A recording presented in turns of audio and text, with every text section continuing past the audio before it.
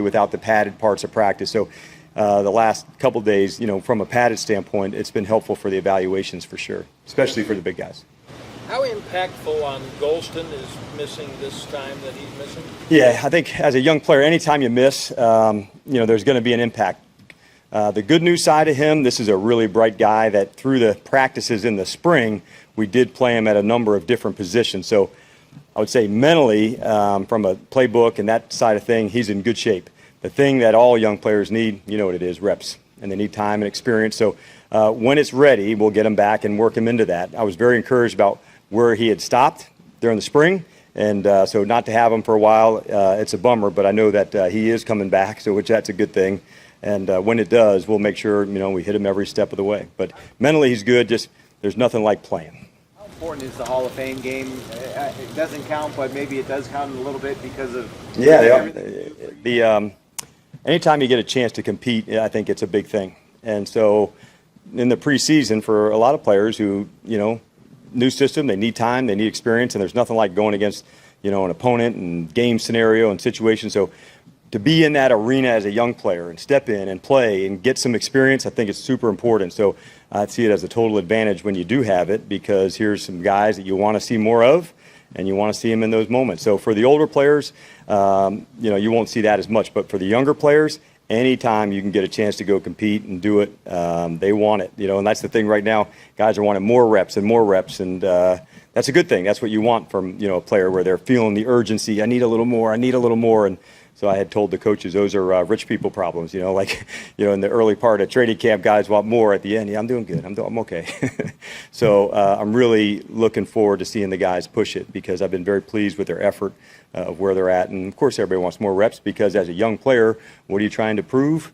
I can do this. I belong. I want an opportunity to demonstrate that, to show it. And that's what competitive moments are about. So I love the fact that we have an extra preseason game to show some of those competitive moments. How about for you, the mechanics of it, being on the sidelines, or if you're up in the booth, we don't know where you're going to be, but just getting used to play after play, calling it and being ready? Yeah, I think, new staff defensively to put together.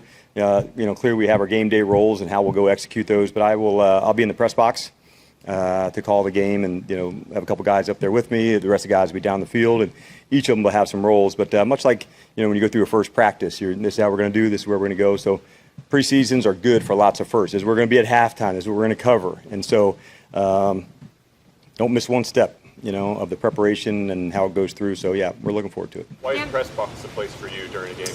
I think for me, it's best. You're out of the emotional part of it. And on the sideline, it's good, because you're feeling the connection with the guys, and I definitely miss that. But I would also say, you don't have anybody grabbing, hey, this just happened, or there's a holding play, what's the personnel? So in the press box, you just have to, you just get to stay in the moment, and you see what happens so much more quickly. I hadn't done that before, and I got to thank Coach Carroll. He was the one that had recommended that to me, because at his time at San Francisco, he had been on, wanted to be on the field, and they had recommended he go up into the press box as well, and he was right. It was the best spot to call it, where you're not getting pulled, you have all your information right in front of you, and so I definitely thank him for that.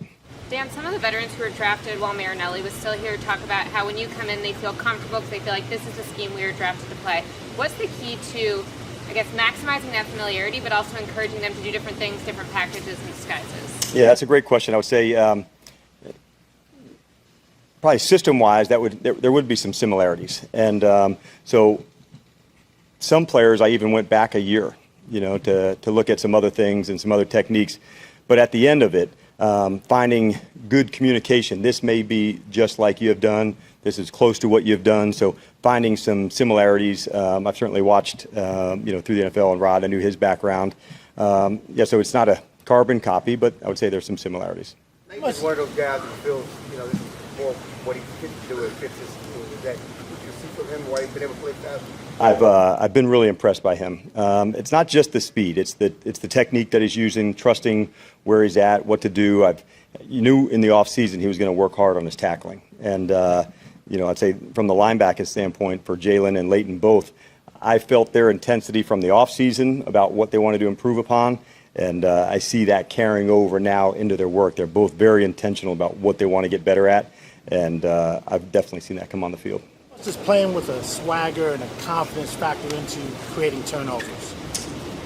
Well, I think swagger and confidence creates speed, because now when you have confidence, you really don't have to think and the hesitation. Let's face it, when we're confident, we know exactly what to do and we can let it rip. And so by playing fast, that means you have confidence. And that goes into a lot of ways. Playing fast isn't just running, it's trusting the communication, owning the leverage. So I can play a certain technique to allow you to go. And so what's nice about the team right now, you're seeing some of that come to life on the field. There was a couple plays yesterday. I really saw a play from Leighton and from Randy really ripping and running, but it was a corner who had set the edge of the defense to allow these two to go and make this kind of hit right at the same time. So those moments are good teachable ones, and when we get a chance to go back into the film room together as a defensive unit, I kind of go through the highlights of the day and the lowlights and things we want to improve upon. But that was a play to say, man, this is a good job of trusting your teammate to be in the right spot so you can 100% let it rip. And once that happens, that's when the speed takes place. That's when the turnovers can happen because you're trusting it. I've been pleased with the mindset for the ball. Over the time, you have to work at it in practice. Is this a play I can go take a shot on? You don't want to do those in the game, but you have to push yourself to see, can I get to that play? Can I get to that play? When do I undercut somebody to stay on top? If you don't put yourself into those moments to really try to force it to see what you can be, then I think you're bullshitting yourself a little bit when you get to the game. You've got to put some of these moments in, and so Mike does a good job of putting us in a lot of competitive moments. We were in red zone in 2 minutes and 4 minutes, so this is where it's at. How am I going to play this play? And all the situation work that we've done has helped on that. You told us last week you had to be cognizant of not overloading Parsons as you were looking at him doing a lot of different. Have you pared back a little bit? Have you got to the point where you want to see? No paring back. It's challenging on all rookies, not just Micah, the first lap through. And so that's why we're almost right near the end of our package, and the responsibility of me and for the staff is to make sure even that gets pared down some, as we're moving into the next, few weeks. And by the time the next few weeks come, it gets a little sharper, it gets a little more in focus and a little clearer of the things that we can do really, really well. As coaches, you have a pretty big umbrella that you start with when you do the install. You may need this for a contingency play. You may need this at the end of the game. You may need this.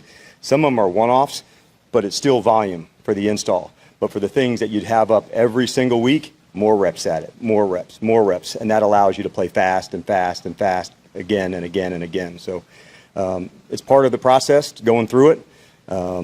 You don't want to have to put something in the game week that you've never done before. You don't know the ins and outs of it. You don't know, the strengths and weaknesses. That looks good, but, the team had put in. Why don't we try it? And there's a lot that goes in behind the scenes. So you try to get as many of those reps in training camp as you can.